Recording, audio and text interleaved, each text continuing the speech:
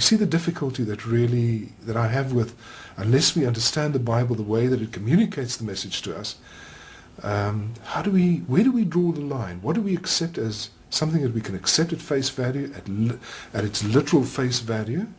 And what is it that we see in I don't know how to put it, you say it's not allegorical, but in a convoluted way? Well, go back to the illustration, Andre. When Sally says, "Isn't that a beautiful sunset?" Mm-hmm. Is she speaking allegorically? No. Is she speaking truthfully? Or that scene was beautiful before her? Mm-hmm. Yes. But was she speaking scientifically? No. Mm-hmm. So, the options here are not allegorical or literal. There are other options. She was using ordinary discourse. And you asked the question, how do we take this? Should we take it at face value? Where do you stop? Well, the important thing is to look at the intention of the authors of any piece of writing or any communication at all. What did they intend? And one important principle of Scripture is that any kind of interpretation that you give must square with other passages in Scripture. Mm-hmm. Right. Scripture must interpret Scripture. Right. So, for instance, now, of course, the whole issue of Genesis gets very troublesome for people. So let's go to a more neutral area.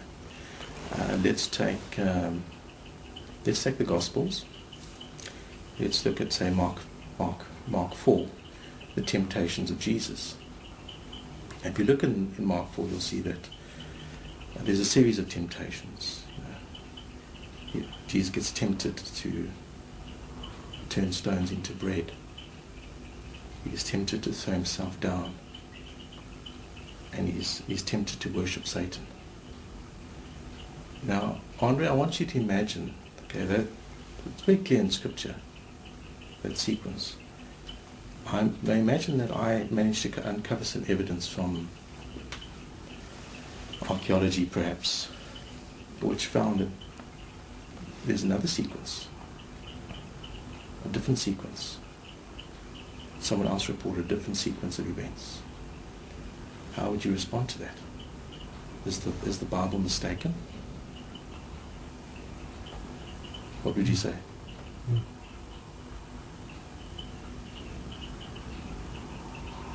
Well, in fact, the Bible, and if you look in Luke chapter 4, it does give a different sequence of events.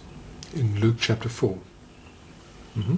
The first event is the same, the first temptation, which is the turning of stones into bread.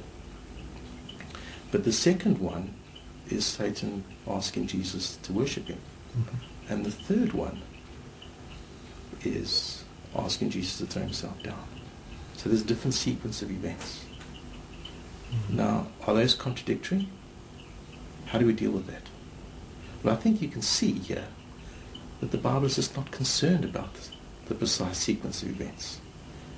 And to say that we've got to take this at face value, it's this sequence, and I've got to accept that, is actually to miss the point of those temptations.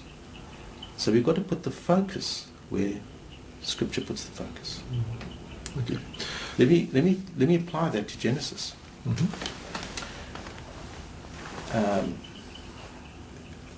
Genesis is not the only text on creation.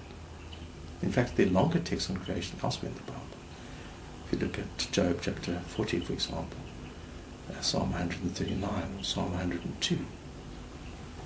Now, the impression that Genesis might give to someone is that God stopped creating after 6 days. Right, and that's it. But if you look at Psalm 102, you find that God is currently creating things. So how do you deal with that? Mm-hmm. So, people say I must take Genesis at face value. And by that they mean God stopped creating on the 6th day and no more creation happened. Well, if you do that, then you have a conflict with Psalm 102. Okay.